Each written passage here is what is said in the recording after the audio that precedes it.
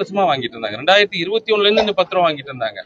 அந்த 10 ரூபால முழுக்க முழுக்க அதாவது ஒரு நாளைக்கு 1 கோடி பாட்டில் சேல் ஆகும். ஒரு பாட்டிலுக்கு அவங்க 2021ல 22ல சொல்றேன், ஒரு பாட்டிலுக்கு 10 ரூபா வாங்குவாங்க. 1 கோடி பாட்டிலுக்கு குறைஞ்சது 10 கோடி ரூபா ஒரு நாளைக்கு. ஒரு நாளைக்கு 10 கோடி ரூபான்னா நீங்க நல்லா கணக்கு வச்சுக்கோங்க. ஒரு மாசத்துக்கு கிட்டத்தட்ட 30 கோடி ரூபா.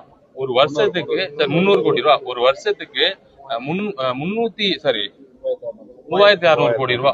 இந்த 3600 கோடியும் இவங்க மட்டும் வச்சுக்கிட்டு இருந்தாங்க. அதுல என்ன தெரியுமா பண்ணாங்க? இந்த விற்பனையாளர்களுக்கு பெட்டி தூக்கறதுக்கு இந்த நீ ஒரு 5000 வச்சுக்கோ, வீட்டுக்கு போறதுக்கு இந்த ஒரு 1500 வச்சுக்கோன்னு சொல்லி அவங்கள ஏமாத்தி இவங்க வாழ்றதுக்கு அவங்க பேரை கெடுத்து வச்சாங்க.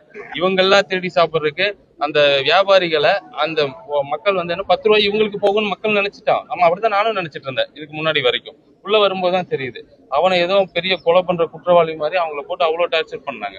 பட் உண்மை இப்பவும் நான் வேண்டி விரும்பி அந்த தொழிலாளரை கேட்டுக்கிறது என்னன்னா, நீங்க எல்லாம் சொன்ன மாதிரி சஸ்பெண்ட் செய்யப்பட்ட 600க்கும் மேற்பட்ட கடந்த காலங்களில் சஸ்பெண்ட் செய்யப்பட்ட 600க்கும் மேற்பட்ட ஊழியர்களை மீண்டும் பணியமர்த்தம் செய்யப்பட்டுட்டோம்.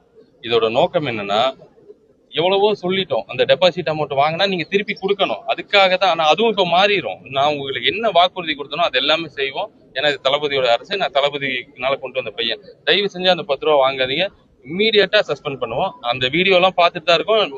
ட்விட்டர்ல சோசியல் மீடியால வர வீடியோ எல்லாம் பார்த்துட்டு அதை வந்து ஒரு ஆராயறதுக்கான குழு இருக்கு. அந்த குழு ஆராய்ச்சி பரிந்துரை பண்ணும். நிச்சயமா அவங்க மேல் நடவடிக்கை.